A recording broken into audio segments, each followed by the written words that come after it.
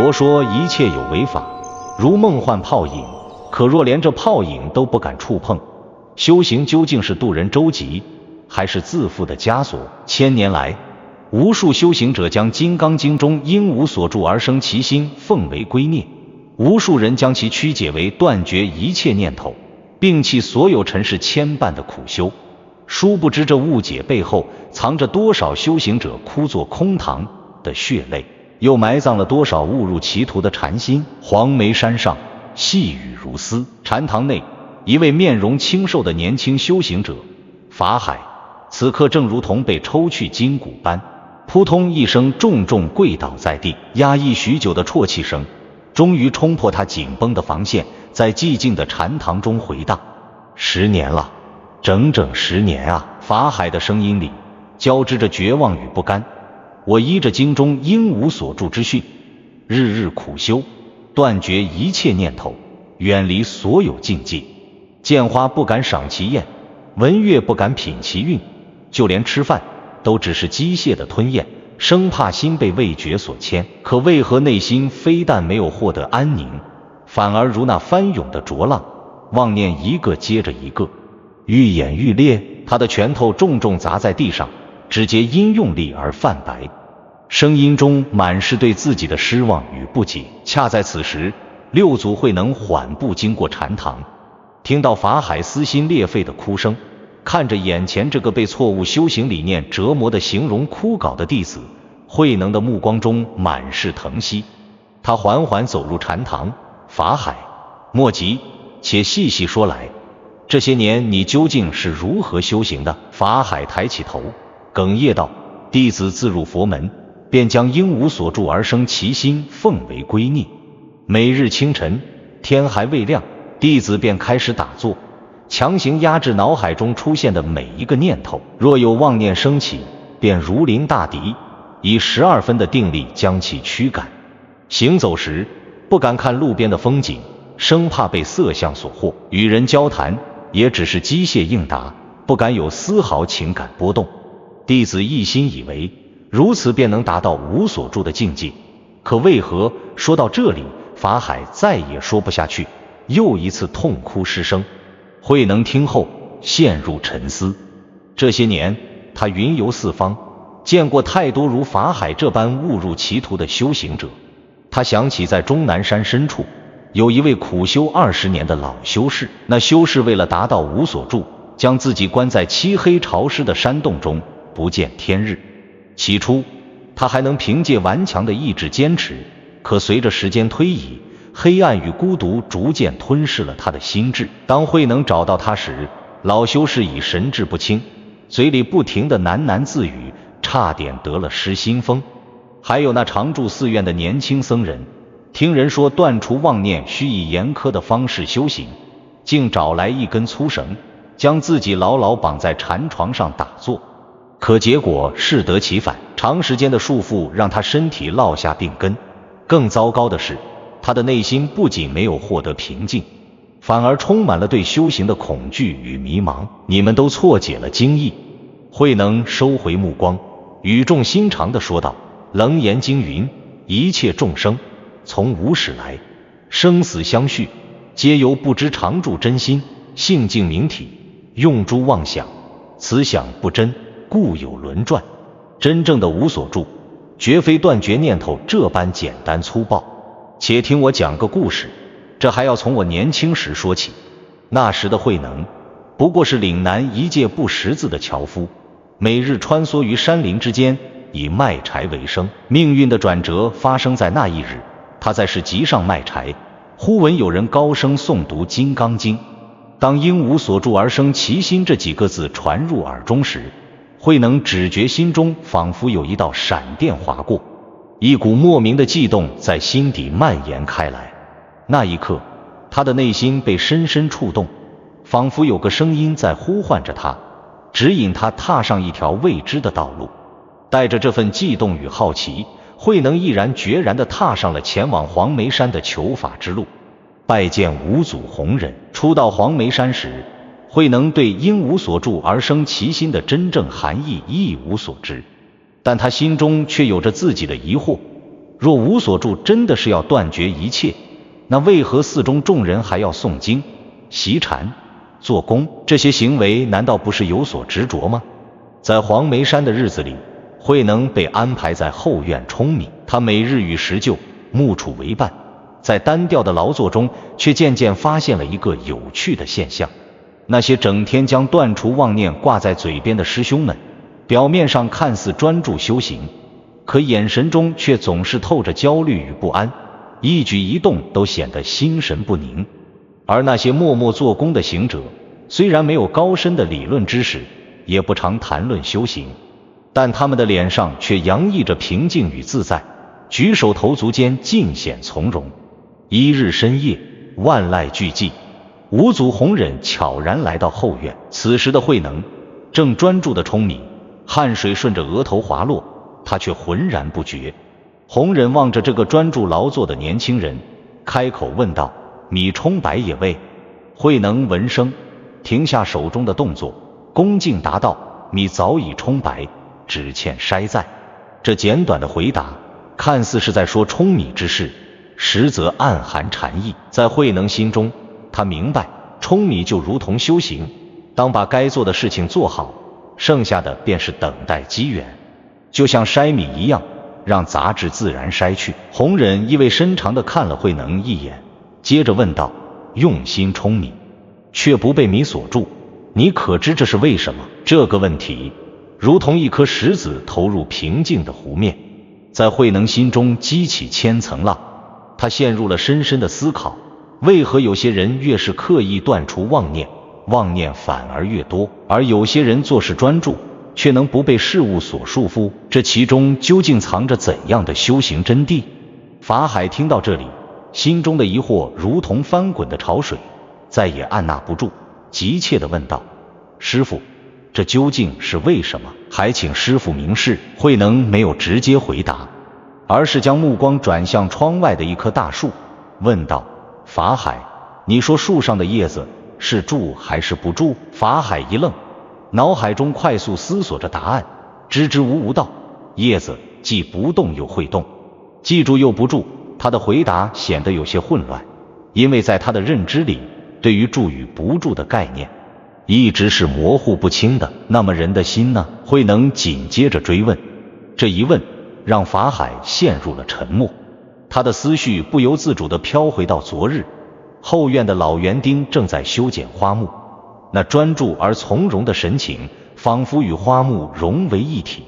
老园丁既不刻意让枝叶保持某种形状，也不强求落叶归于何处，一切都显得那么自然随性。这一幕又让法海想起了一位同参师兄，那师兄整日将无所住挂在嘴边，却把自己折磨得疲惫不堪，就连最简单的打扫他都做不好，扫地时心不在焉，说是要断除一切执着，可结果的没扫干净，自己还满心烦躁。还有寺院里那位老参寮，他从不把无所住挂在嘴上，却能把厨房管理得井井有条。每天他要安排食材采购，监督烹饪过程，还要照顾众多僧人的饮食口味，事情繁多，他却忙而不乱，闲而不懒。饭菜做好了，他也不居功自傲，只是默默退下。更有那位常来寺院的老居士，他精通琴棋书画，才华横溢，但他从不炫耀自己的技艺，每当有人请教，他便耐心教导。他曾说，下棋时专注于棋，心无旁骛；画画时专注于画，全神贯注。棋下完了，画完了，也不留恋，一切都随他去。这些画面在法海脑海中一一闪过，他隐隐觉得，这些人似乎都触摸到了某种真理，可又说不上来是什么。就在法海想要开口继续询问时，禅堂外突然传来一阵嘈杂的脚步声和喧闹声，原来是一群游方僧人。他们听闻慧能对因无所住而生其心有着独特见解，特地从远方赶来求教。为首的长老步伐矫健，神情庄重，他大步走入禅堂，双手合十，向慧能深深一拜，恭敬说道：“大师，我等多年苦修，皆依因无所住之旨，断除一切妄念。然而修行之路坎坷，困惑重重。今闻大师别有开示，还请不吝赐教，什么才是真正的无所住？为何说断除一切妄念不是正解？这个问题道出了千百年来无数修行者的共同困惑。在场众人皆屏息凝神，目光紧紧盯着慧能，眼中满是期待，等待着这位高僧揭示这个千古难解的秘密。到底什么才是真正的无所住而生其心？慧能缓缓起身，目光如炬，环视众人，语气温和却又字字千钧。诸位可知，错解无所住的人，就像是得了重病却误服良药。维摩诘经有云：法无众生，离众生垢故；法无有我，离我垢故。这句经文本是开解众生的妙法，却因理解错误，反而成了束缚。大殿内一片寂静，众人都沉浸在慧能的话语中，陷入深深的思索。慧能缓步走到院中，细雨依旧在下，打在芭蕉叶上发出沙沙的响声。他伸出手接住一滴雨珠，说道：你们看这雨滴落在芭蕉叶上，叶子自然承接，水珠又自然滑落。叶子既没有刻意要接住水滴，也没有刻意要让水滴滚落，这就是真正的无所住。法海听后，眼中闪过一丝光芒，激动地说道：师父是说，无所住不是要断绝一切，而是要像芭蕉叶一样自然。正是。慧能点头，继续说道：六祖坛经云：心念不起，名为坐；内见自性不动，名为禅。心要如明镜，能照见一切，却不染着一切。见色时清清楚楚，但不执着于色；闻声时明明白白，但不粘滞于声。这才是经中所说的因无所住而生其心。有僧人忍不住问道：那么日常生活中该如何实践？还请大师详细开示。慧能微微一笑，说道：且听我讲个故事。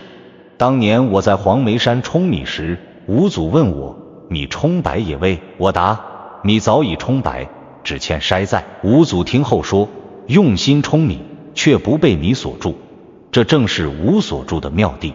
你们想想，舂米时手脚要动，眼睛要看，耳朵要听，哪一样都不能少，但做完之后心中却不留痕迹，这就是真正的修行。众人围坐在慧能身边，目光中既带着顿悟的欣喜，又残留着对实修的困惑。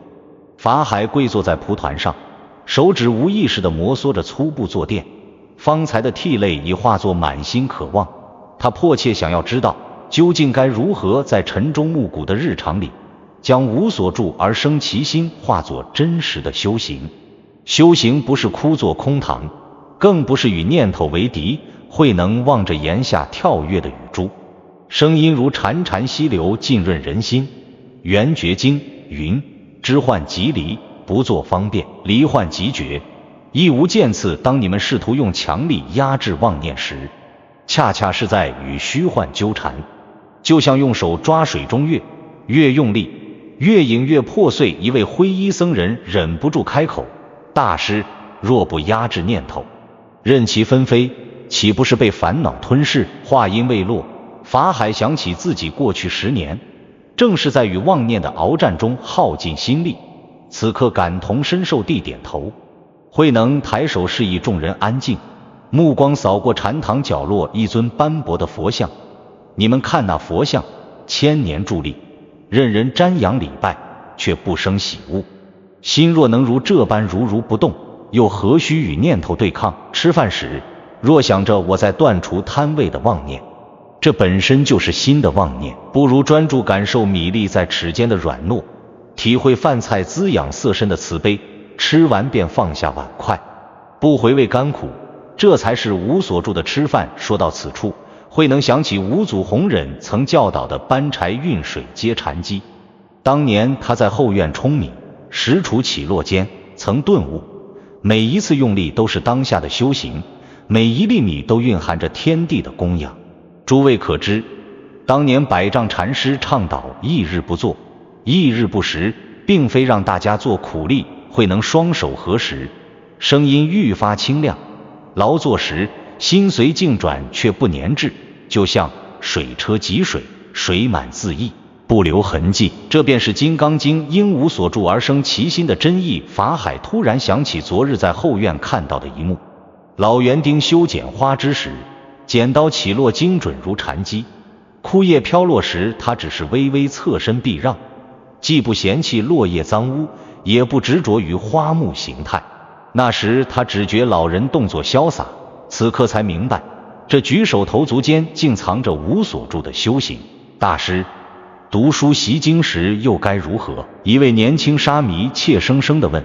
若不铭记经义，岂不是空读？慧能拈起案头一卷《金刚经》，缓缓展开泛黄的经页。楞伽经说：于自心所现离诸分别，不堕一意，具不具品，超度一切心意识，于自觉圣境界住。